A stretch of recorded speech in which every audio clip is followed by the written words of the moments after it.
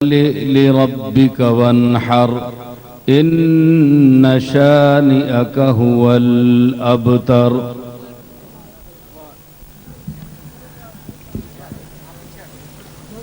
حاضرین گرامی قدر، وقت تھوڑا ہے، پھر نماز کا وقت بھی ہو جائے گا۔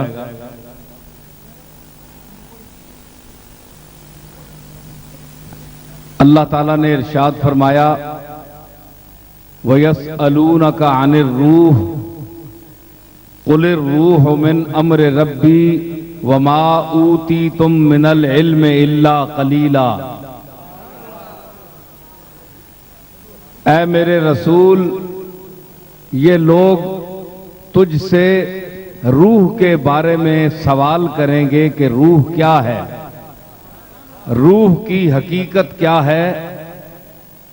قُلِ الرُّوحُ مِنْ أَمْرِ رَبِّي، آپ ان سے فرما دیجئے کہ روح امر رب کا نام ہے، یعنی جب تک جسم کے ساتھ اللہ کے حکم کا تعلق قائم رہے تو وہ جسم متحرک رہتا ہے، وہ جسم، وہ زبان بولتی ہے، وہ کان سنتا ہے، وہ پاؤں چلتا ہے، وہ ہاتھ پکڑتا ہے، اور جب اللہ کے حکم کا اس جسم سے تعلق ختم ہو جائے تو وہ جسم غیر متحرک ہو جاتا ہے۔ وَمَا أُوتِيتُم مِّنَ الْعِلْمِ إِلَّا قَلِيلًا، اے انسانوں، تمہیں روح کے بارے میں بہت کم علم دیا گیا ہے، ابھی تم ناواقف ہو، تمہیں تو اس کی ابجد کا بھی علم نہیں ہے۔ میں نے یہ بغیر تمہید کے شروع کر دیا کیونکہ مجلسوں کا شروع کرنا، پھر اس کا گرم ہونا، پھر ایک سٹیج پہ اس آدمی کو بلانا، یہ بڑا لمبا کام ہو جاتا ہے، تو بحمداللہ یہ کام میں سارے خود ہی کر لیتا ہوں، کوئی ایسی بات نہیں ہے، تو کوئی ایسی بات نہیں ہے۔ تو میں نے آج اس ہسپتال کے افتتاح کے حوالے سے یہ آیت پڑھی ہے۔ آپ کا نام؟ ساجد بھٹی صاحب نے مجھے مدعو کیا ہسپتال کے افتتاح کے سلسلے میں، اور ہمارے بہت ہی محبت والے اور مخلص منو خان نے بھی سفارش کی اور وہاں گئے، تو بہت سے حوالوں کی وجہ سے میں آ گیا۔ تو مختصراً اب یہ سوال پیدا ہوگا کہ میں نے روح سے متعلق آیت کیوں پڑھی ہے، سوال یہ پیدا ہوگا کہ روح کے متعلق میں نے یہ آیت کیوں پڑھی ہے۔ تو اس کا جواب عقل مندوں پر تو واضح ہے جو سمجھ بوجھ والے ہیں، لیکن باتیں کچھ بڑی تفصیل سے کر دی جاتی ہیں، اور کچھ باتیں ایسی ہوتی ہیں جن کی سیڑھیاں گرا دی جاتی ہیں، جو نقطہ رس ذہن ہے وہاں تک پہنچ جاتے ہیں۔ تو بہرحال میں چونکہ عوام اور ہمارے سامعین ایک کثیر تعداد میں یہاں موجود ہیں، تو ان کے ذہن میں جو پیدا شدہ اشکال ہے اس کو رفع کرنے کے لیے میں اس کی مختصر سی وضاحت کرتا ہوں۔ روح کے متعلق اللہ نے فرمایا کہ وَمَا أُوتِيتُم مِّنَ الْعِلْمِ إِلَّا قَلِيلًا، اے انسانوں تمہیں اس کی حقیقت کا بہت کم پتہ ہے، تمہیں پتہ نہیں ہے۔ کچھ لوگوں نے روح کے متعلق یہ فلسفہ بیان کیا کہ یہ ایک حرارت غریزی ہے۔ حرارت غریزی بڑا عجیب نام ہے، آج کل تو عربی فارسی پڑھنے والے بھی لوگ ختم ہو گئے۔ اب اس کا میں انگلش میں کیا ترجمہ کروں، میں اس کو تشریح کر دیتا ہوں۔ حرارت غریزی وہ ہے جو خون کی گردش سے جو گرمی پیدا ہوتی ہے، اس کو حرارت غریزی کہتے ہیں۔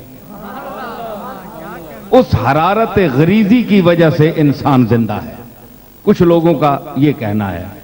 کچھ لوگ کہتے ہیں کہ یہ ایک قوت نامیہ ہے، بڑھنے والی قوت ہے، نمو، جس طرح پودوں میں اور درختوں میں نمو ہوتی ہے، بالیدگی ہوتی ہے، بڑھتے ہیں، اسی طرح روح بھی بڑھتی ہے۔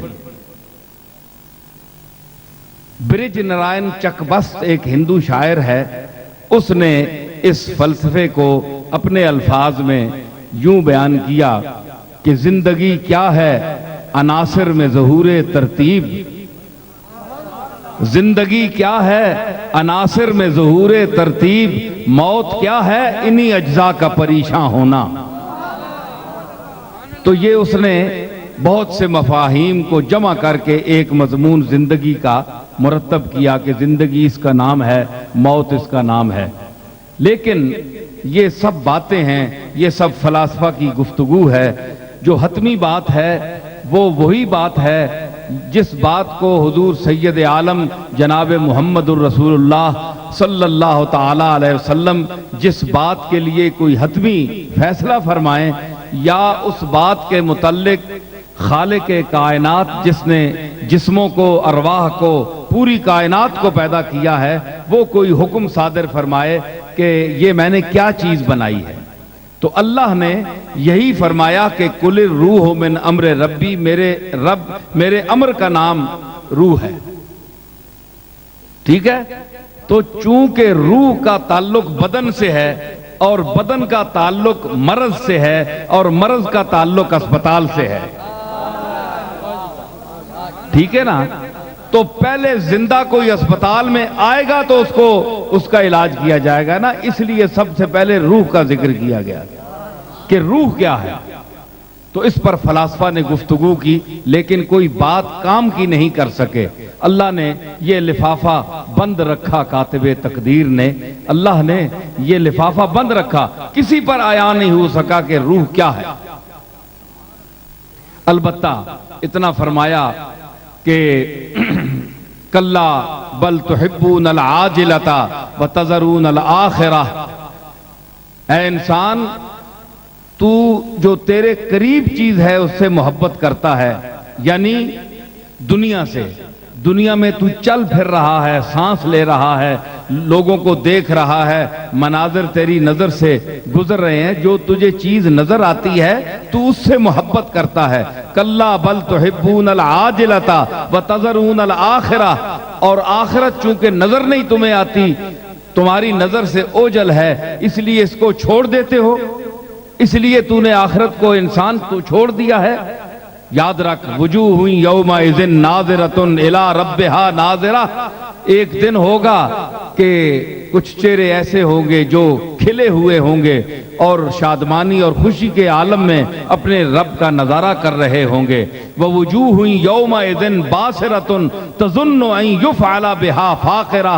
और कुछ चेहरे ऐसे होंगे जो मुरझाए हुए होंगे उस दिन, और वो डर रहे होंगे कि आज हमसे बहुत बुरा सलूक होगा।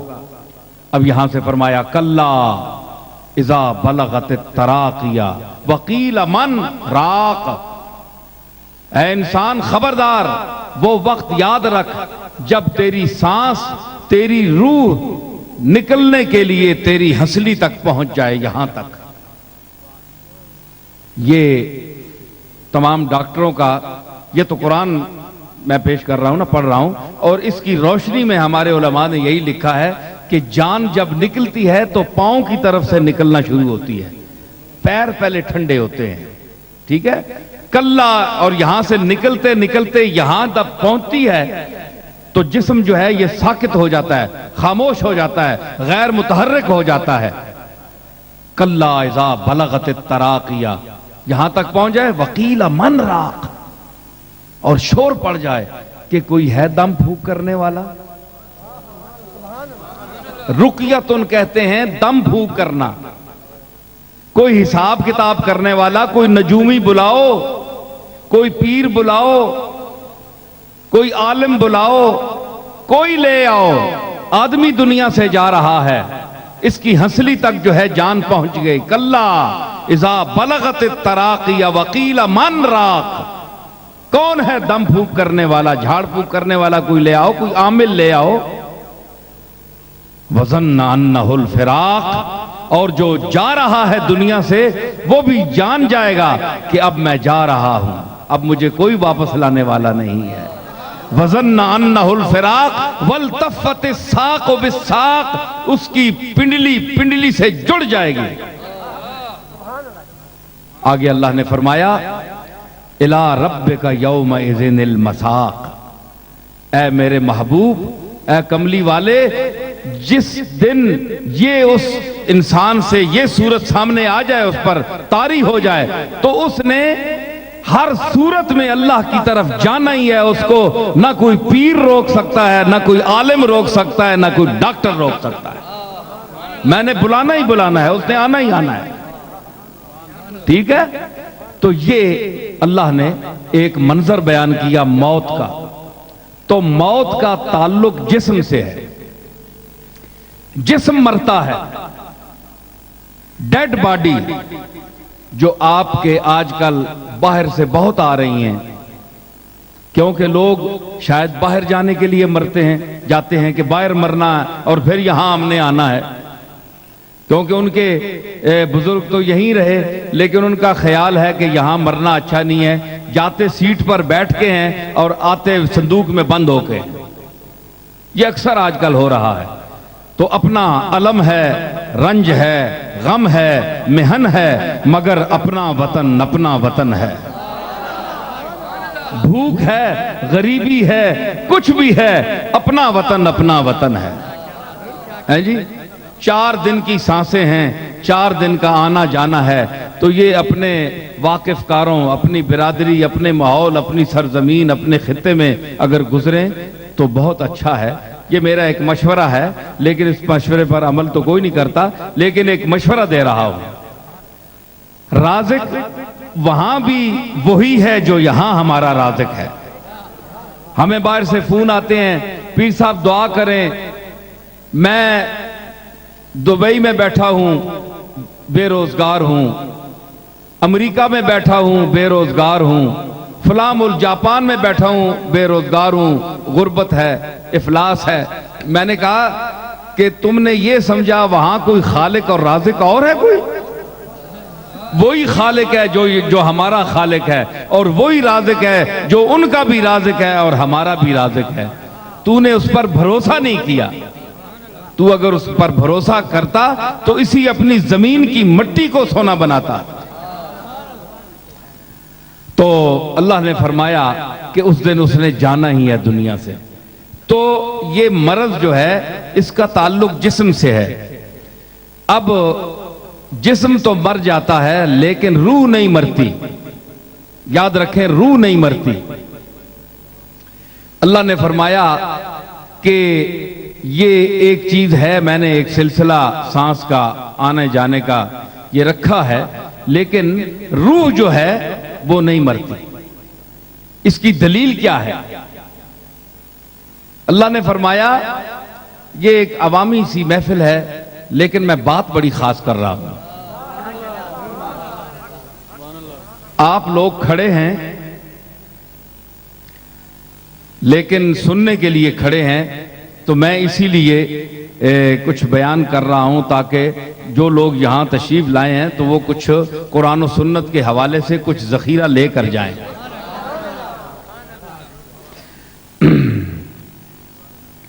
تو جسم جو ہے یہ حادث ہے.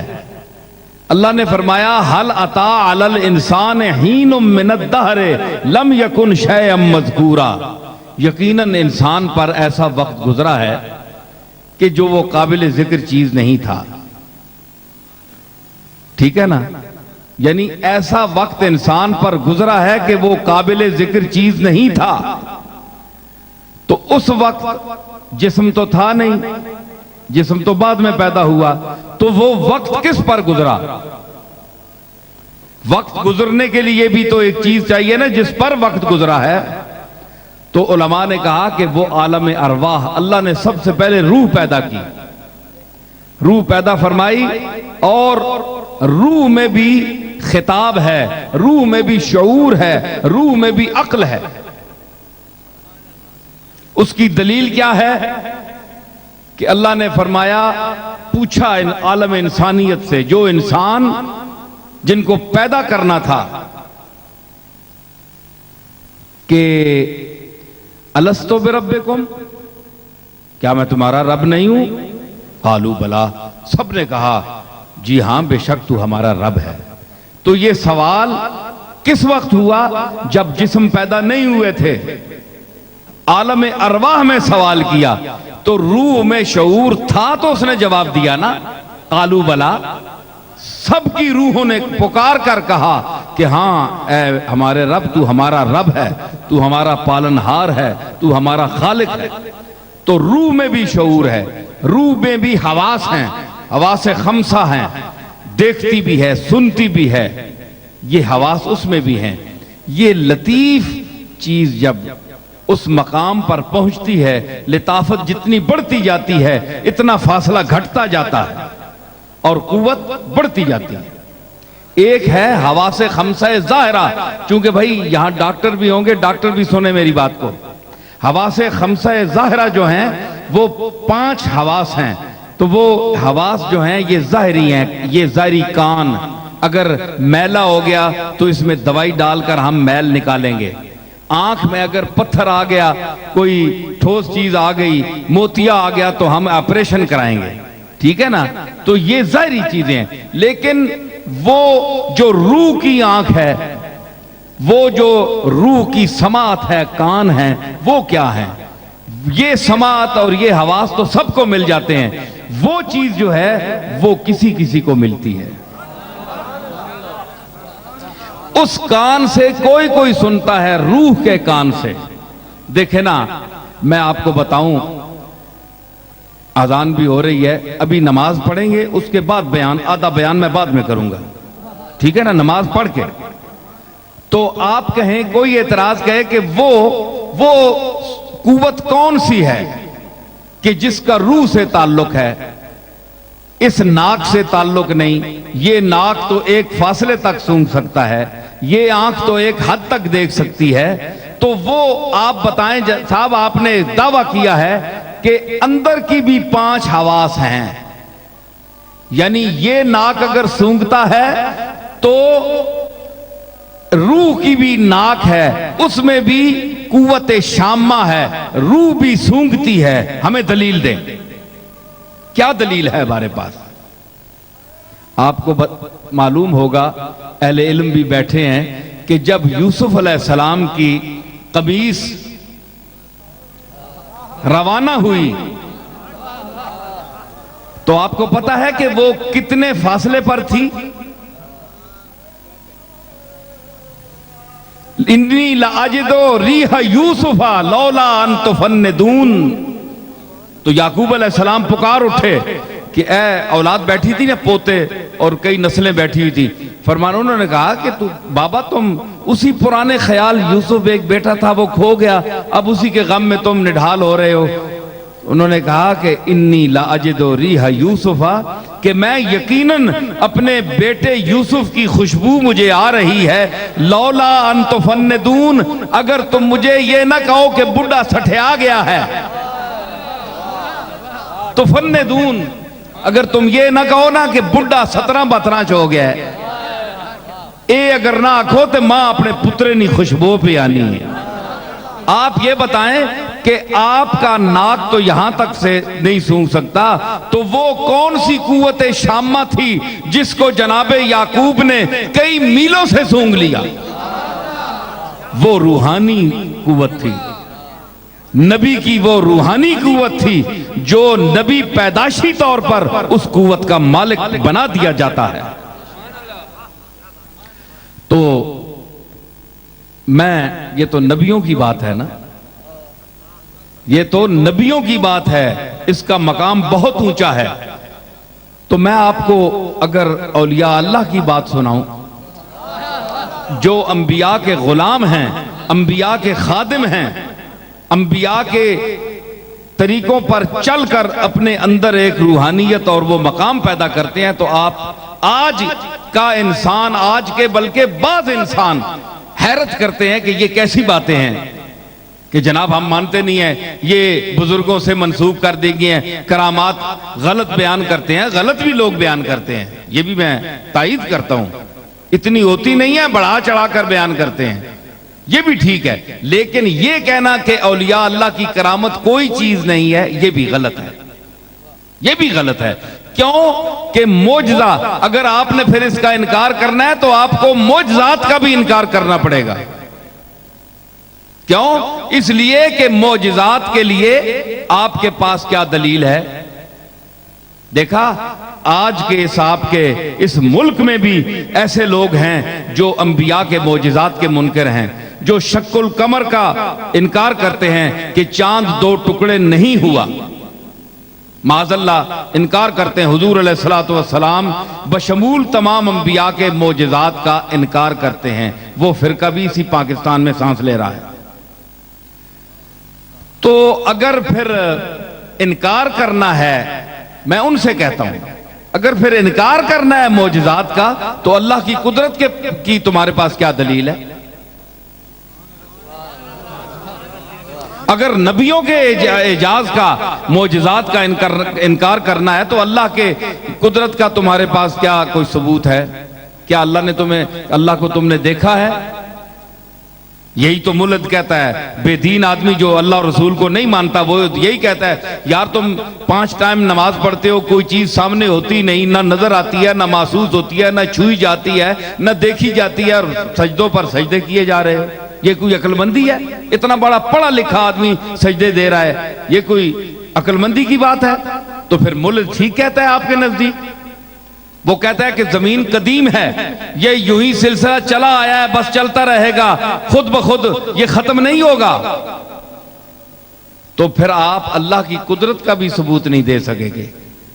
آپ کے پاس کیا دلیل ہے کہ اللہ نے سورج کو بنایا ہے؟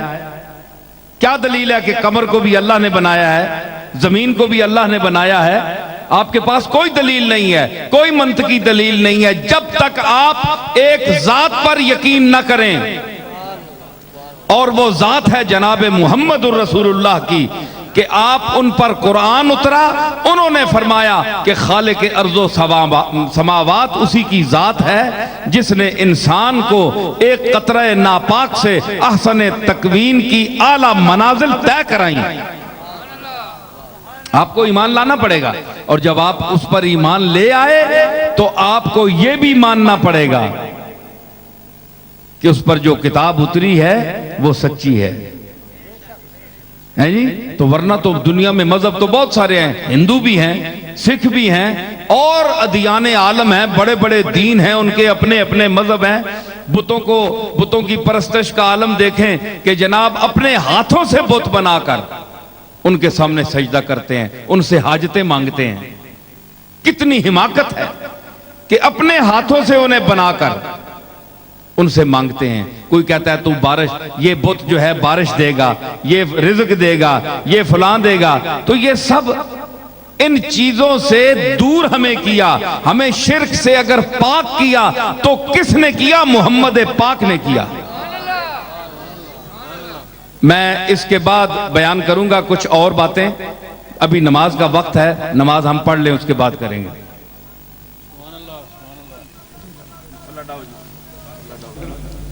نماز عصر کی وجہ سے کچھ دیر کے لیے گفتگو موقوف ہوئی۔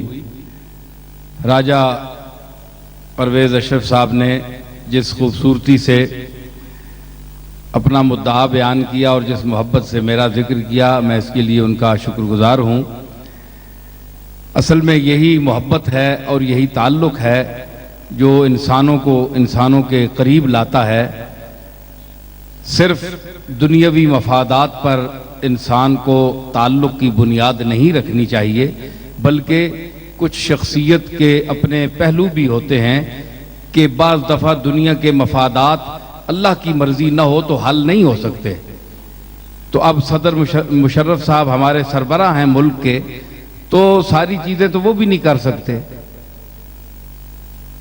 وزیر اعظم بھی لوگوں کی ڈیمانڈ جو ہے وہ پوری نہیں کر سکتا، تو اگر اللہ دینا چاہے تو کسی کے ہاتھ سے کرا دیتا ہے، تو اصل میں منظوری ادھر سے ہوتی ہے۔ تو اس لیے صرف دنیاوی مفادات پر بھی تعلق نہیں رکھنے چاہیے، شخصیت اور انسان کو بھی دیکھنا چاہیے۔ تو میں جس موضوع پر گفتگو کر رہا تھا، اب یہ کوئی جملہ یاد ہے میں تو مختلف مذاہب جو ہیں، میں یہ عرض کر رہا تھا کہ مختلف مذاہب ہیں، ان کا ایک اپنا طور طریقہ ہے۔ تو اگر ہمارے سامنے کوئی ٹھوس چیز آتی ہے اور آئی ہے، اور آج ہم جم کر بیٹھے ہیں، ہم بتوں کے سامنے سجدہ نہیں کرتے، ہم کسی کے انسان کو سجدہ نہیں کرتے، ہم اس کے لائق صرف اسی کی ذات کو سمجھتے ہیں جو مسجود حقیقی ہے، جو معبود حقیقی ہے، اور جس کا حقیقت میں اقتدار اور اختیار ہے، اسی کے سامنے جب ہم سر خم کرتے ہیں تو ہمارا سر فخر سے اونچا ہو جاتا ہے۔ تو جو ایک قوت ہمارے سامنے دل میں پیدا ہوتی ہے سجدہ کرنے کے بعد، نماز پڑھنے کے بعد، تو یہ اس کی عظمت ہے، اور دل میں یہ ذلت کا پہلو پیدا نہیں ہوتا کہ میں نے کیا کیا ہے۔ آپ کو پتا ہے کہ سجدہ کا معنی کیا ہے؟ وضع الجبہۃ علی الارض بقصد العبادۃ، انتہائے ذلت کا نام سجدہ ہے کہ انسان اتنی مقدس پیشانی جس پر آپ پگڑی باندھتے ہیں، ٹوپی رکھتے ہیں، تو ماشاءاللہ ویسے ہی سر برہنہ ہے، لیکن جو کچھ بھی ہے سر ساری ہے، تو اتنے عزت کی چیز ہے، تو اس کو آپ زمین پر رکھ دیتے ہیں، جبین کو رکھ دیتے ہیں، اور پھر اس کی عظمت بیان کرتے ہیں، اور پھر کہتے ہیں کہ سبحان ربی العالی،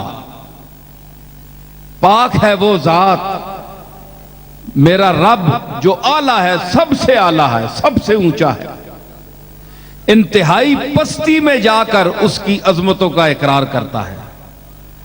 تو یہ بندے کے لیے معراج ہے، ایک ذوق پیدا ہوتا ہے، ایک انجانی قوت اندر آ جاتی ہے۔ وہ کیا ہے؟ وہ اللہ کی توحید ہے، وہ اللہ تعالیٰ کی وحدانیت کا اقرار ہے۔ تو یہ طریقہ ہمیں کس نے بتایا؟ ہم بھی بتوں کے سامنے سجدہ کرتے، ہم بھی خدا جانے کیا کسی ستارے کو مؤثر مانتے کہ فلاں ستاروں کی چالیں آج ایسی ہیں، آج نجومے نے کہہ دیا ہے کہ فلاں ستارے کی چال یہ ہے، آج یہ کام نہ کرو۔ ہم بھی ستاروں میں الجھ جاتے، ہم بھی بتوں میں الجھ جاتے، انسانوں کے سامنے سجدے کرتے۔ تو ہمیں کس نے بچایا؟ اس کملی والے نے بچایا، جناب محمد الرسول اللہ صلی اللہ تعالی علیہ وسلم کی ذات نے ہمیں بچایا، اور اس مالک یوم الدین کے سامنے ہمیں لے جا کر کھڑا کر دیا، اور اس یقین کے ساتھ کہ یہ نہ کہے کہ تو صرف خلا میں کھڑا ہے، تیرے سامنے فضا ہے، کوئی تجھے نظر نہیں آ رہا، بلکہ اعبد اللہ کأنک تراہ، اے نماز پڑھنے والے یوں نماز پڑھ کہ گویا تو اللہ کو دیکھ رہا ہے۔ فَإِن لَمْ تَكُنْ تَرَاهُ فَإِنَّهُ يَرَاكَ، اگر تجھ میں یہ اہلیت نہیں کہ تو اللہ کو دیکھ سکے تو پھر اس یقین کے ساتھ کھڑا ہو کہ اللہ تجھے دیکھ رہا ہے۔ اس منزل پر کون ہمیں لایا؟ سمجھ آئی نا؟ تو جس طرح جسم صحت مند بھی ہوتا ہے، بیمار بھی ہوتا ہے، اسی طرح روح صحت مند بھی ہوتی ہے، بیمار بھی ہوتی ہے۔ روح کی بیماری اور ہے، جسم کی بیماری اور ہے۔ روح کی جسم کی بیماری کے لیے تو آپ امریکہ جانا چاہتے ہوں گے، آپ کو امریکہ میں جانا پڑے گا، اور بڑے بڑے ممالک کی طرف آپ کو سفر کرنا پڑے گا جسم کے علاج کے لیے۔ گردے کا آپریشن کرنا ہے، اور کوئی پرابلم ہے آپ کو، تو آپ کو ڈاکٹروں کے پاس جانا پڑے گا، شفا خانوں میں آپ جائیں گے، لیکن وہ چیز جس سے جسم قائم ہے وہ اگر اندر نہ ہو تو جسم مردہ ہے۔ کسی استاد کا مجھے شعر یاد آ گیا، بھائی موڈ اگر آپ کا ہوگا تو میں ترنم میں سنا دوں۔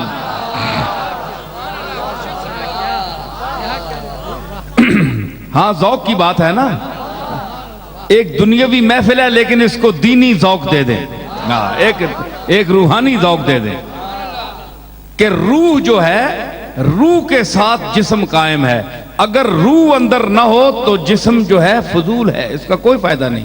وہ کہتا ہے وبال دوش ہے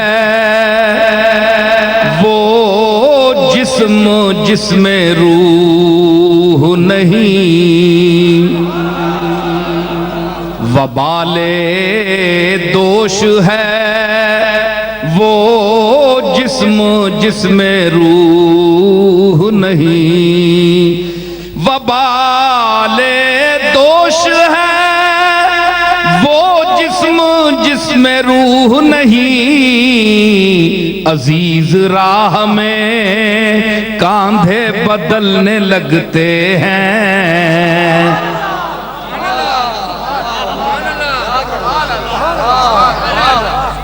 عزیز راہ میں کاندھے بدلنے لگتے ہیں۔ کیا وجہ ہے کہ جس کو کل ہاتھوں ہاتھ لیتے تھے، آج جب اس کا جنازہ اٹھا تو ایک کہتا ہے وبال سمجھ کر دیتا ہے، ہاں یار تو اٹھا، ہاں یار تو اٹھا، کیونکہ اس جسم میں روح نہیں ہے۔ وہی جسم ہے، وہی نقشہ ہے، وہی آنکھیں ہیں، سب کچھ وہی ہے، اس میں کوئی تبدیلی نہیں آئی، لیکن صرف ایک امر رب کا انقطاع ہو گیا ہے، اللہ نے اپنے حکم کو واپس کر لیا ہے۔ گویا جسم کوئی چیز نہیں، اصل میں روح ہے، تو روح کی سماعت اور ہے، روح کا نظارہ اور ہے، روح جو ہے اس کی طاقت جسم سے زیادہ ہے۔ جب جسم بوڑھا ہو جاتا ہے روح جوان ہوتی ہے۔ میں آپ کو بتاؤں، میں کوئی اپنے دادا کی تعریف نہیں کر رہا، میں ایک واقعہ آپ کو بتا رہا ہوں، شاید کسی خطاب میں نے بیان بھی کیا ہو۔ میرے دادا حضرت پیر میر علی شاہ صاحب رحمۃ اللہ علیہ پر استغراق کا عالم طاری ہوا، تو استغراق کا عالم وہ ہوتا ہے جو اولیاء کاملین کا آخری زمانے میں انہماک ذات کی طرف اتنا ہو جاتا ہے کہ وہ نہ کھاتے ہیں، نہ پیتے ہیں، نہ بولتے ہیں، اور خاموشی سے وقت گزارتے ہیں، جو ان کا وقت مقرر ہے اس کو وہ گزارتے ہیں ایک خاص لگن کے ساتھ، اور انہماک، پورے انہماک ذات کی طرف۔ یہ منزل بڑی مشکل ہے، جو اس سے گزرا ہو اس کو پتا ہوتا ہے۔ یہ مقام کیسا ہے کہ نہ محل گفتگو ہے، نہ مقام جستجو ہے، نہ محل گفتگو ہے، نہ مقام جستجو ہے، دل بے نوا نے میرے جہاں چھاونی ہے چھائی۔ گفتگو ختم ہو جاتی ہے وہاں، خاموشی، مسلسل خاموشی، اعضاء مزمحل ہو گئے، جسم جواب دے گیا، کمزور نحیف سا ایک آدمی چارپائی پر لیٹا ہوا ہے۔ اتنے میں آپ کو پتا ہے کہ اتنا کمزور آدمی بول بھی نہیں سکتا، سن کیا سکے گا، گرانگوش ہو جاتا ہے، اونچی بات سنتا ہے، بڑھا آدمی 80-90 سال نہیں عمر رہا۔ تو پیر میر علی شاہ صاحب کی اتنی محنت، ریاضت، عبادت، پھر علمی دنیا میں ساری زندگی گزاری مطالعہ میں، تو جسم کا کیا حال ہو گیا ہوگا، نکاہت کے آخری درجے پہ تھے۔ تو ہمارے وہاں ایک ان کی خادمہ رہتی تھی، تو وہ جو ان کی باری تھی اس کے پاس آئیں اور وہ جھانکنے لگی، جس کو آپ ونڈو کہتے ہیں، کھڑکی، جھانکنے لگی۔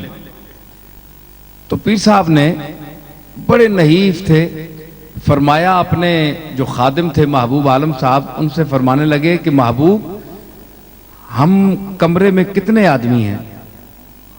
انہوں نے کہا کہ آپ سمیت 4 آدمی ہیں یا 5 ہیں۔ تو تھوڑی دیر گزر گئی، پھر یہی پوچھا سوال، انہوں نے یہی جواب دیا۔ تیسری مرتبہ پھر فرمایا کہ کتنے آدمی ہیں؟ انہوں نے کہا جناب 5 آدمی ہیں آپ سمیت، یا 4 آدمی ہیں۔ فرمایا کہ تو ٹھیک کہتا ہے، یہ اب سنیے، تو یہ ٹھیک کہہ رہا ہے کہ 4 آدمی ہیں، لیکن میں تمہیں بتاؤں کہ میری سمجھ کے مطابق اس کمرے میں 5 آدمیوں کی سانس چل رہی ہے۔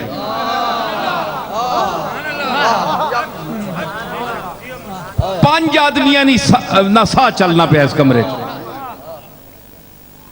انہاں آکھا جناب اتھے بندے تا 4 آن تے بندہ اور کوئی نہیں، 5 آدمیاں نہ سا کس طرح ہے؟ او بارش کھلوتی نہ مائی آکھا ہے مینڈا پیر میں کھلوتی ہیں ایوے۔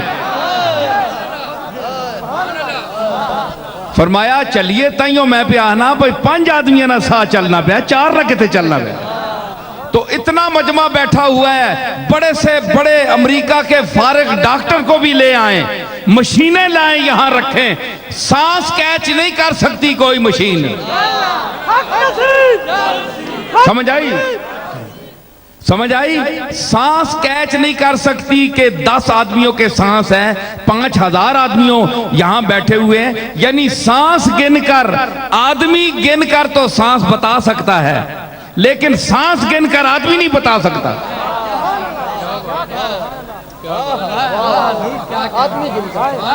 آدمی گن کر، یہاں آپ آدمی گن لینا تو آپ کو پتہ چل جائے گا کہ اگر 10,000 آدمی کھڑا ہے یا بیٹھا ہے تو مطلب ہے کہ اس فضا میں 10,000 سانسیں چل رہی ہیں۔ یہ تو ٹھیک ہے، یہ تو کوئی بات نہیں ہے، عام آدمی بھی کرتا، لیکن آپ سانسیں گن کر آدمی نہ دیکھیں، سانسیں گن کر آدمی بتائیں۔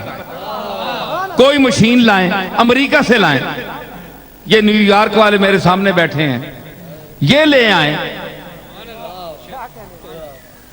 تو کوئی ایسی مشین نہیں ہے۔ یہ وہ مشین ہے جو قدرت عطا کرتی ہے اپنے مقبول بندوں کو، اپنے خاص بندوں کو، جو ساری زندگی اس کی عبادت میں صرف کرتے ہیں، تو وہ ان کے قوا کو مطمئن نہیں کرتا۔ وہ یہ اگر کان، یہ اعضاء تھک جاتے ہیں، بوڑھے ہو جاتے ہیں، تو ان کی اندر کی دنیا جو ہے وہ جوان ہو جاتی ہے۔ ٹھیک ہے نا؟ تو جسم جو ہے یہ حادث ہے، حادث کا اس میں مرض بھی ہوتا ہے، بیمار بھی ہو جاتا ہے۔ تو شفا کون دیتا ہے؟ یہ اسپتال نہیں دیتے۔ یہ آپ عقیدہ رکھیں جو اب میں بات کہنے والا ہوں۔ افتتاح تو ہم کر رہے ہیں خدمت خلق کے حوالے سے، جیسے کہ راجہ صاحب نے بھی کہا کہ یہ بڑی سعادت ہے کہ ایک آدمی اللہ کی مخلوق کے لیے کوئی ایسا ادارہ قائم کرے، تو اس دور میں بڑی ذرا مشکل بات ہوتی ہے۔ اس کے باوجود آپ نے یہ دیکھنا ہے کہ شفا اللہ نے دینی ہے۔ کوئی انسان، کوئی ادارہ، کوئی اسپتال نہیں دے سکتا۔ اگر شفا اسپتالوں میں ہوتی تو یہ بڑے بڑے جو لوگ جا کر امریکہ میں مرتے ہیں تو یہ کبھی نہ مرتے۔ یہ اگر اسپتالوں سے تقسیم ہوتی شفا تو کبھی یہ لوگ نہ مرتے بلکہ ہمیشہ زندہ رہتے۔ ایک یہ ذہن میں رکھیں کہ مرنا سب نے ہے، ایک وقت مقرر ہے۔ وَلَن يُؤَخِّرَ اللَّهُ نَفْسًا إِذَا جَاءَ أَجَلُهَا، جب کسی نفس کی موت آ جائے تو اللہ اس کو پھر آگے پیچھے نہیں کرتا، اس نے وقت پر مرنا ہے۔ تو جب تک آپ نے زندہ رہنا ہے، اور اس نے اگر آپ کی قسمت میں شفا لکھی ہوئی ہے تو آپ کو شفا ملے گی۔ کہیں بھی جائیں، مٹی بھی کھائیں تو مٹی سے بھی شفا ملے گی، اور اگر اس نے شفا نہیں دینی تو اعلیٰ سے اعلیٰ دوائی بھی کھائیں وہ مٹی بن جائے گی۔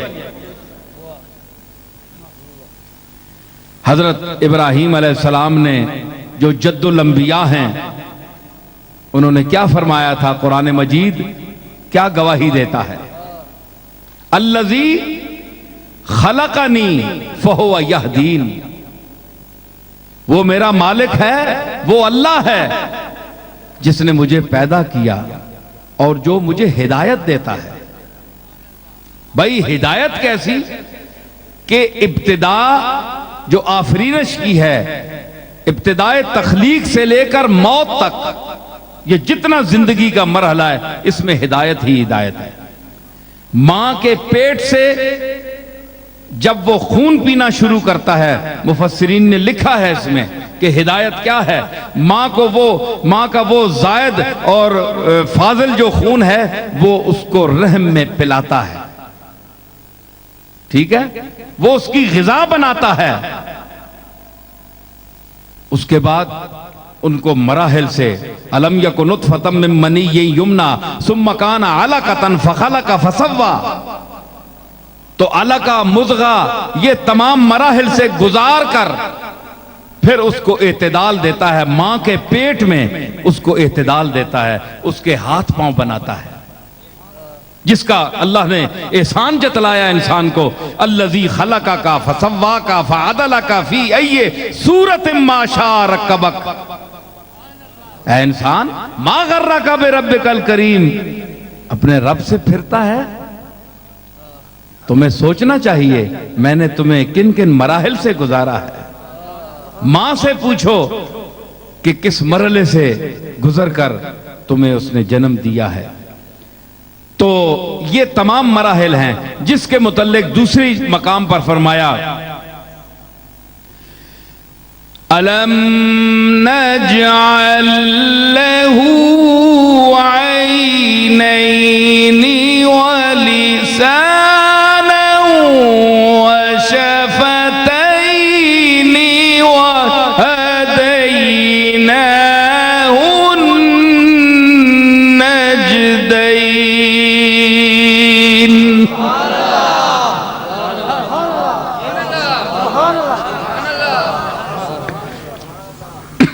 الم نجعل لہ عینین، کیا میں نے انسان کے دو آنکھیں نہیں بنائی؟ لسانن، ایک زبان نہیں بنائی؟ دیکھیں نا، دو آنکھیں اور ایک زبان۔ تو اس سے، یہ تو قرآن کا ترجمہ کر رہا ہوں نا، تو اس سے اشارۃ النص سے کیا ثابت ہوتا ہے کہ جب میں نے دو آنکھیں دی ہیں تو دو آنکھیں لفظاً ہیں، دیکھنا ایک ہے۔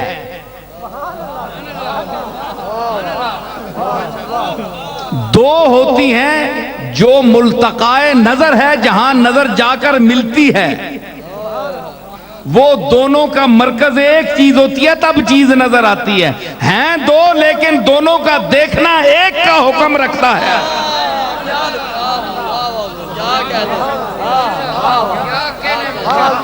ٹھیک ہے نا، یہ دونوں کو میں نے ایک کیا۔ وَلِسَانًا وَشَفَتَيْنِ،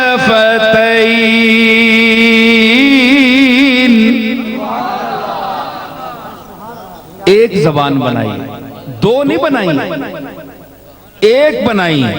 اگر دو زبانی اچھی ہوتی،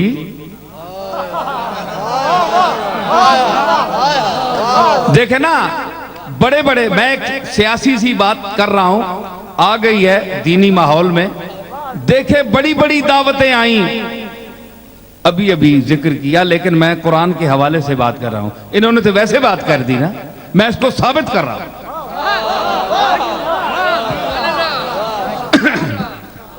ٹھیک ہے، یہ اسمبلیوں میں بولتے ہیں راجہ صاحب، لیکن دلیل کے ساتھ اگر یوں بولیں گے تو زیادہ لطف آئے گا، جو میں آپ کے سامنے بول رہا ہوں۔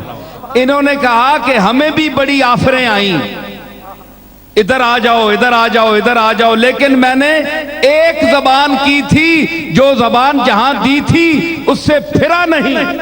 ارے بھائی کس طرح پھرتے آپ؟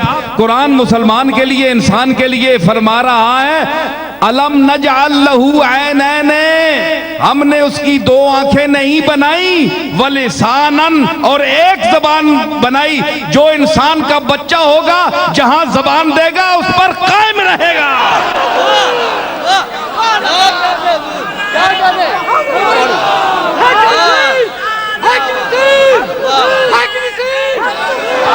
لسانن، ایک زبان دی، ایک زبان سے ایک ہی بیان ہوتا ہے۔ تو اب اگر کچھ لوگ کہتے ہیں، یہ میں کوئی پارٹیوں کی تفریق نہیں کر رہا، یہ لوگ آتے جاتے رہتے ہیں، کبھی اس گھر میں جا بیٹھے، کبھی اس گھر میں جا نکلے، یہ آتے جاتے رہتے ہیں، ٹھیک ہے نا؟ یہ کہتے ہیں دل ان کا گھر ہے، وہ اس گھر میں آتے رہتے ہیں، کبھی خیال سے پہلے کبھی خیال کے بعد۔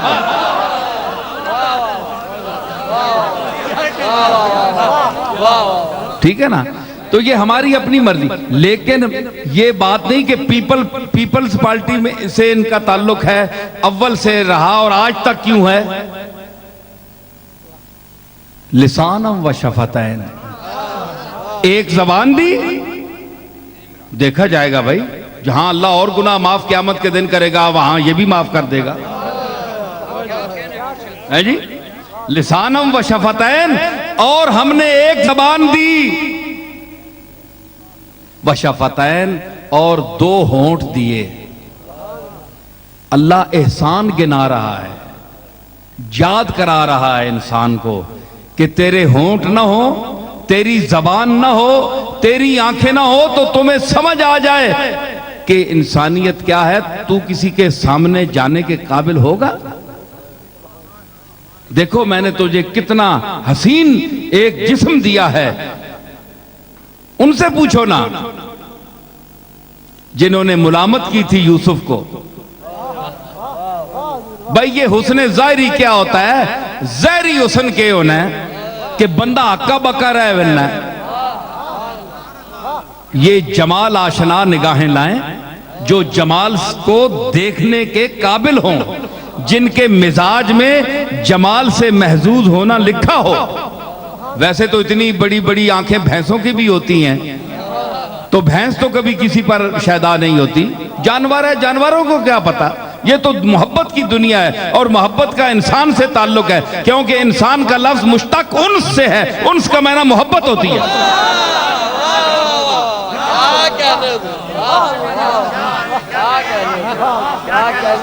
ہے جی؟ جب مصر کی عورتوں نے کہا، بس دو چار جملے میں آپ کو سناؤں، وقال نسوۃ فی المدینہ امرأۃ العزیز تراود فتاہا، جب عورتوں نے کہا، قرآن مجید بیان کر رہا ہے کہ جب مصر کی عورتوں نے کہا کہ جو عزیز مصر کی بیوی ہے، بادشاہ کی بیوی ہے، یہ ایک لڑکے سے محبت کرتی ہے، تراود فتاہا عن نفسہ، اس کو پھسلاتی ہے اپنی طرف، قد شغفہا حبا، یہ تو اس کے محبت میں لوٹ پوٹ ہو گئی ہے، پاگل ہو گئی ہے، انا لنراہا فی ضلال مبین، ہم تو اس کو کھلی گمراہی میں دیکھتی ہیں، یہ پاگل ہو گئی ہے، بادشاہ کی بیوی ہو کر ایک لڑکے سے محبت کر رہی۔ قرآن فرماتا ہے فَلَمَّا سَمِعَتْ بِمَكْرِهِنَّ أَرْسَلَتْ إِلَيْهِنَّ وَأَعْتَدَتْ لَهُنَّ مُتَّكَأً۔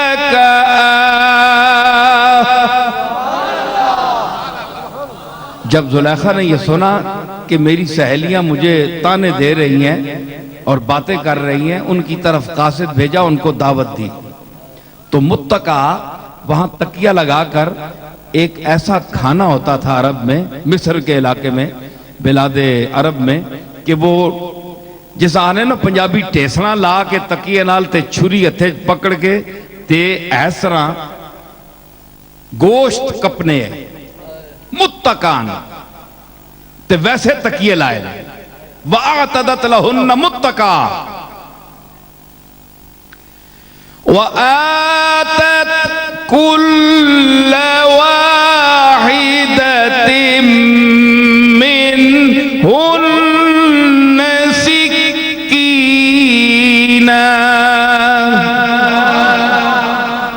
اور ہر عورت کو کے ہاتھ میں چھری پکڑا دی، بو وَقَالَتِ اخْرُجْ عَلَيْهِنَّ، پھر یوسف کو کہا کہ اے کنان حسن کے ماہ تاباں، کنان حسن کے ماہ تاباں آ، زنان مصر کے مطالع چشم پر طلوع ہو، آ انہاں اکھیاں نے متلیاں تے چڑھ ذرا سامنے آ، یعقوب نے چنا نکلا بار، فَلَمَّا رَأَيْنَهُ أَكْبَرْنَا، جس ویلے تکیا نا تے العظمت للہ، منہ اڈے گرہ گئے،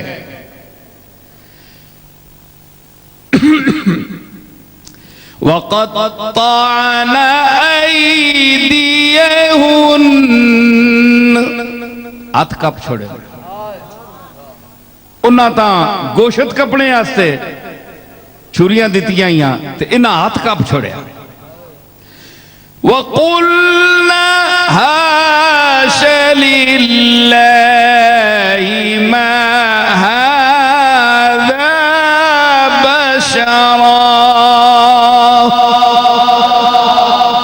انہاں کہا اللہ نی عظمت اے انسان تا نہیں، انسان تا سوئی بیکن مصر پر ہے، بزارہ چ رلنے پہ انسان، اے انسان تا نہیں، ان هذا الا ملک کریم،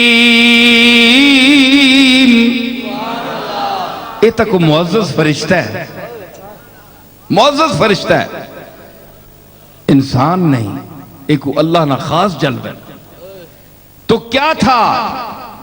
وہی لب ہیں، وہی آنکھ ہے، وہی ناک ہے، آپ کا بھی یہ سب کچھ ہے، ناک آنکھ ہے، میرے بھی ہیں، سب کے ہیں، اور یوسف کے بھی تھے، لیکن اللہ نے فرمایا کہ اے انسان میں نے تیری آنکھیں بھی بنائی اور تیرے ہونٹ بھی بنائے، تیری زبان بھی بنائی، لیکن زبان میں بھی فرق ہے، ہونٹوں میں بھی فرق ہے، آنکھوں میں بھی فرق ہے، ہر آنکھ مصر میں فتنہ پیدا نہیں کر سکتی،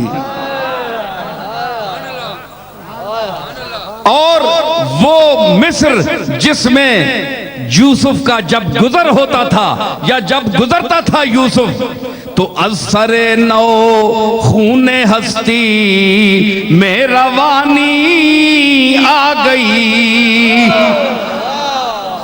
وہی مصر کے بازار کے ذرے پکار پکار کر کہتے تھے کہ یہاں بڑی بڑی دنیا چلتی رہی، بڑے بڑے ناز والے چلتے رہے، لیکن یہ کیا وجہ ہے کہ اثر نو خون ہستی میں روانی آ گئی، مصر جھوم اٹھا زلیخا پر جوانی آ گئی،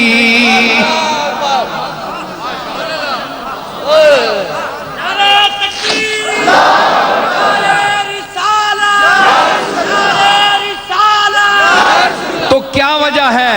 وہی آنکھیں ہیں، نہیں پتہ چلا کہ آنکھوں آنکھوں میں بھی فرق ہے جی، آنکھیں بڑی بڑی ہیں لیکن اس میں لذت نہیں ہے، کشش نہیں ہے، حسن نہیں ہے، تو پہلے تو فرمایا کہ میں نے تجھے آنکھ دی ہے، لیکن یہ جمال یوسف کا ذکر تھا، اب جمال محمدی کا آپ مقام خود دیکھ لیں کہ حضور علیہ السلام کی چشم مبارک کا کیا مقام ہوگا، جس کے متعلق میرے دادا نے کہا کہ کالی زلف تے اکھ مستانی مخمور اکھی ہن مد بھریاں، کالی زلف تے اکھ مستانی وہ شراب معرفت سے مخمور آنکھیں جس میں سرخ ڈورے تھے، جس میں سرخ ڈورے تھے، اور اس میں تجلیات ربانیہ کے وہ جلوے تھے کہ حضور نے جس طرف، اور احمد رضا کیا کہہ اٹھے، یہی تو آنکھ ہے جس طرف اٹھ گئی دم میں دم آ گیا، جس طرف، ویسے تو نہیں کہا، آنکھ کا مقام ہے، آپ بھی دیکھتے ہیں، لیکن کملی والے کی نظر جس طرف اٹھ گئی، دم میں دم آ گیا، جس طرف اٹھ گئی، ارے دم میں دم آ گیا، جس طرف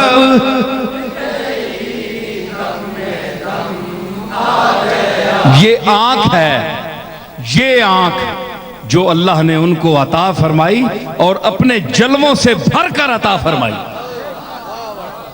تو اس کا مقام اور ہے۔ یہ تو اللہ نے عام انسانوں کے لیے فرمایا، الم نجعل لہ عینین ولسانا وشفتین وہدیناہ النجدین، اور ہم نے اسے دو راستے دکھائے، ٹھیک ہے، اور وہ اس کی تفصیل الگ ہے، پھر کبھی صحیح کتابیں دیکھ سکتے ہیں آپ۔ تو مقصد میرا یہ ہے کہ انسان کو اتنا خوبصورت بنایا تو اس کے اعضاء کے سنبھال کے لیے، سنبھلنے کے لیے، علاج کے لیے ایک مقام رکھا، ایک جگہ رکھی، اور پھر شفا جب آپ کو انسان کو مانگنی پڑے گی تو فرمایا کہ وہ مجھ سے مانگو، کیونکہ تمام انبیاء کا یہی طریقہ ہے، اور جناب جد الانبیاء جناب ابراہیم علیہ السلام نے یہی فرمایا، وَإِذَا مَرِضْتُ فَهُوَ يَشْفِينِ، اور جب میں بیمار ہوں تو وہ میرا مالک مجھے شفا عطا فرماتا ہے۔ تو شفا تو اس کے پاس ہے، دعا کر سکتے ہیں، آپ کسی پیر صاحب سے دعا کرا سکتے ہیں کہ ہم اللہ کے مقبول سمجھتے ہیں آپ کو، آپ اس کی بارگاہ میں ہاتھ اٹھائیں۔ ہمارا کام ہے، مولوی صاحب کا کام ہے، ایک کسی اچھے نیک انسان کا کام ہے، وہ ہاتھ اٹھا دے اللہ کی بارگاہ میں، لیکن دینا اللہ کا کام ہے، شفا وہ دیتا ہے، عطا وہ کرتا ہے۔ یہ عقیدہ رکھو، یہی عقیدہ صحیح اہل سنت والجماعت کا عقیدہ ہے۔ جو لوگ گڑبڑ میں پھنس گئے، آج کل کے یہ عاملوں کے چکر میں پھنس گئے، کامل کو تو ملتا کوئی نہیں ہے، عامل جگہ جگہ بیٹھے ہیں، کامل ہے کوئی نہیں، عامل جگہ جگہ ہے۔ کوئی اپنے ہاتھوں کا دکھا رہے ہیں، جی لکیروں کا کیا مطلب ہے؟ بھائی لکیروں کا کیا مطلب ہے تو پھر تمہیں بتاؤ کہ اللہ کے فقیروں کا کیا مطلب ہے؟ تم ان عاملوں کے پاس لکیریں دکھا رہے ہو اور اللہ کے فقیروں کے پاس جا کر نہیں پوچھتے کہ آپ مجھ سے ہمارے لیے اللہ کی بارگاہ میں ہاتھ اٹھائیں۔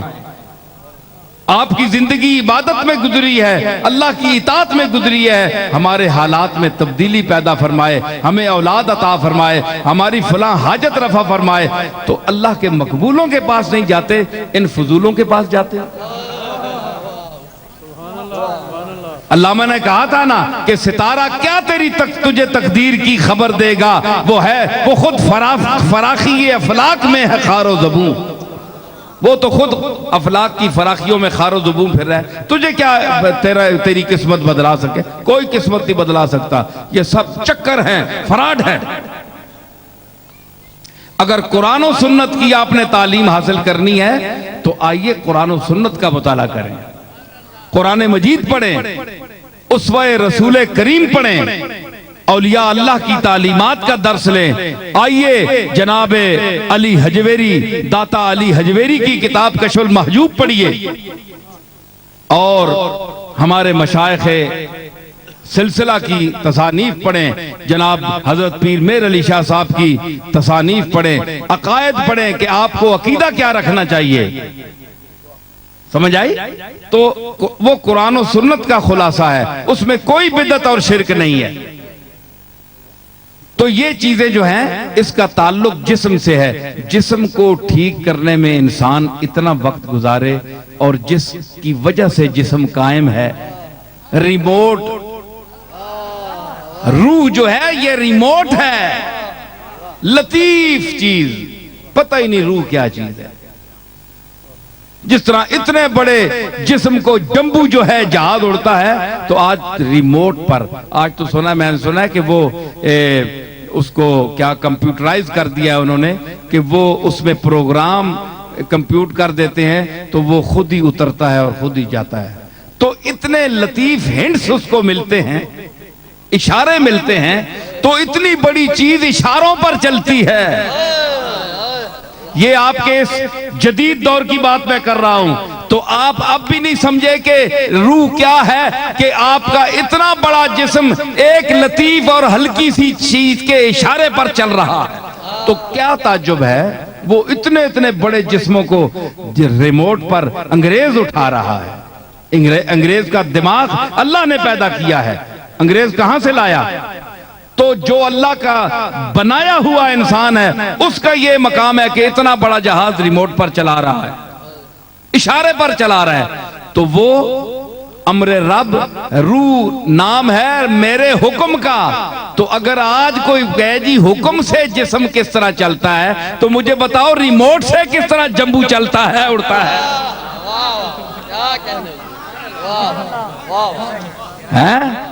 یعنی سائنس پر تمہارا ایمان ہے، اللہ کے ارشاد قرآن مجید پر تمہارا ایمان ہے، ستیہ ناس ہو تمہاری۔ فلسفی کو بحث کے اندر خدا ملتا نہیں، ڈور کو سلجھا رہا ہے اور سرا ملتا نہیں۔ ایک گچھا ہوئے جرا ایڈا وڈا گچھا تاگے نا تے اینجی ولیٹ بلوٹ کے تے گولا جا بنا چھوڑو تے چنگے چنگے بندیاں بٹھا چھوڑے جڑے حساب کتاب بہوں جاننے تے آکھو بندے نے پترو فدری بہو تے شامی تک کدے ایک تاگا کٹ گئے تے تسی آکھے ہو کون کڈے؟ اللہ کے مسئلے میں جو بحث کرتا ہے فلسفی، وہ اس کی یہی مثال ہے کہ اس گچھے کو اب سیدھا کرنے بیٹھا ہے۔ یہ گچھا سیدھا نہیں ہو سکتا۔ علامہ اقبال نے کہا تھا کہ خرد کی گتھیاں سلجھا چکا میں، میرے مولا مجھے صاحب جنوں کر۔ اکلیاں جتنیاں گتھیاں میں ساریاں پھرول رہے ہیں، اے تیری محبت تیرا عرفان عقل کولو نہیں ملنا، یا اللہ ماں صاحب جنون کر، ماں دیوانہ کر دے۔ اللہ تعالیٰ ان کو توفیق دے کہ یہ خدمت خلق کریں، اور آپ بھی ان کے ساتھ تعاون کریں۔ یہ تو آپ کے ساتھ کر رہے ہیں، آپ بھی ان کے ساتھ تعاون کریں۔ آپ کے تعاون کا یہ مطلب ہے کہ ان کا جو ایک نظم و ضبط ہے، جس انداز سے یہ چلائیں گے اسپتال کو، اس کے جو ضوابط انہوں نے اپنے انداز کے مطابق مقرر کیے ہیں، ان کا بھی آپ احترام کریں، خیال کریں، تاکہ جو مستحق لوگ ہیں، میرے والد علیہ رحمت نے بھی وہاں گولڈشی میں ایک اسپتال بنوایا تھا، اور ابھی 5 منزلیں ہیں، اس میں اندر سامان وغیرہ بھی آ گیا ہے، 2 پورشن چل رہے ہیں۔ تو اس میں وہ یہ فرماتے تھے کہ جو غریب لوگ ہیں ان کا علاج مفت وہاں ہوتا ہے، ٹھیک ہے، جن کے پاس جس کا قرآن مجید نے بھی ذکر کیا ہے، ٹھیک ہے نا، قرآن نے بھی۔ آج کل تو مسکین کا پتہ ہی نہیں لگتا، مسکین نے 10-10 لاکھ روپے اکاؤنٹاں چ پے ہونے،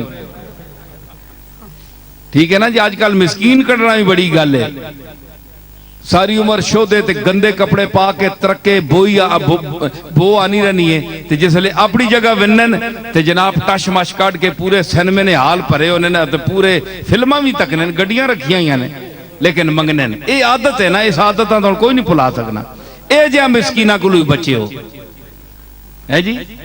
آج کل نویں روپ سوٹڈ بوٹڈ بندے جناب، میں آپ کو پتہ ہے میں کیسا کوئی دیکھنے میں منگتا لگتا ہوں، سائل لگتا ہوں؟ نہیں صاحب، آپ تو ماشاءاللہ کیا کہنے، آپ کو دیکھ کر تو بہت سی یادیں ہمیں تازہ ہوتی ہیں، بڑے بزرگوں کے پیچھے جو لوگ گزرے ہیں، بڑے سلف جو ہیں، ان کا کوئی منظر سامنے آتا ہے۔ تو فرمائیے بات کیا ہے صاحب؟ اصل میں بات یہ ہے کہ میری بیوی ادھر کھڑی ہیں ساتھ ہی، اور مجھے کچھ اچانک میرے پیسے غائب ہو گئے، اور مجھے شرم بہت آتی ہے، لیکن اب میں کیا کروں؟ آپ کو بڑا مہذب آدمی دیکھ کر میں گزارش کر رہا ہوں، شرم بھی بہت، دیکھیے پسینہ بھی میرے ماتھے پہ آ رہا ہے۔ تو مہربانی فرمائیے گا. تو میں اب تو کسی وقت پتہ بھی آپ بتا دیں تو میں اس پہ تو بندہ ہے کہ بلا چڑھ گئی میں نے تے اتنی تہذیب ویکھو اسے گل ویکھو تے جدید قسم نے منگتے سائل ہے جی. ہائے ہائے انہاں کو بھی اللہ بچاوے. تے مسکین جن کے متعلق قرآن مجید نے فرمایا وَيُطْعِمُونَ الطَّعَامَ عَلَىٰ حُبِّهِ مِسْكِينًا وَيَتِيمًا وَأَسِيرًا کہ کھانا کھلاتے ہیں اللہ کی رضا کے لیے مسکینوں کو، یتیموں کو اور قیدیوں کو. تو وہ لوگ صحیح جو مستحق ہوں گے چھان بین کر کے ان کا علاج مفت کیا جائے گا. ٹھیک ہے، ہمارے ہاں بھی اسی طرح ہوتا ہے. اور جو مخیر حضرات ہیں، جو دولت مند ہیں، جو گلچھرے اڑاتے ہیں اپنی صحت کے زمانے میں، کروڑوں کے مالک ہیں، تو ان کے جسم پر بیماری آ جائے تو ان کو موت پڑتی ہے. موت کا سامنے آپ تو خرچ کرو، آپ تو خرچ کرو ہیں جی. ہاں گروبائی میں یاد نہیں ہے، میں یاد پہ کرانا ہے. کیوں تذکر میری گروبائی یاد کرا رہا ہے کہ کیوں تذکرہ قبر سے کتراتا ہے. کیوں تذکرہ قبر سے کتراتا ہے، میت کوئی اٹھتی ہے تو ڈر جاتا ہے. تجھ کو تو بڑا گھمنڈ تھا ہستی پر، اب موت ہے سامنے تو گھبراتا ہے. بڑا ٹینڈ کے آنا ہے، چھاتی کاٹ گیا میں نے جا کوئی نہیں گلی چکڑا آسی بڑے سامنے تے ہون میت اٹھی ہے بندہ مر گیا ہے تے تم ہی اندروں یرک گیا ہے کہ ایک کال ہاتھ مانا پہ ونجے ہاتھ پیسی تو دا اے ہاتھ پیسی اے ہاتھ اس ہاتھ تو کوئی نہیں بچ سکیا. اس واسطے زمین تے اکڑ کر مت چلو ہے جی. زمین تے آہستگی نال قدم رکھو، چک کے چلو اللہ دی جناب وچ. اے سمجھو کہ میں مالک دی زمین تے چل رہا تے اس دا کرم ہے کہ میرے تے عذاب نہیں بھیج رہا، میں نو پکڑ نہیں رہا، میں نو وہ کرم کر رہا، چلنے دی توفیق دے رہا. تے چک کے مالک دے سامنے چلو، دخرا تے آکڑ نہ کرو. اللہ تعالیٰ انہاں توفیق دے وے. سارے لوگ آپ ہاتھ اٹھائیں، دعا کریں کہ اللہ تعالیٰ اس اسپتال کو جن مقاصد کے لیے جاوید بھٹی صاحب نے بنایا ہے، طارق شریف بھٹی صاحب نے یہ بنایا ہے اور اس علاقے کے لیے یہ اسی انداز کا ثابت ہو اور اللہ تعالیٰ ان کو مزید خدمت خلق کرنے کی توفیق عطا فرمائے.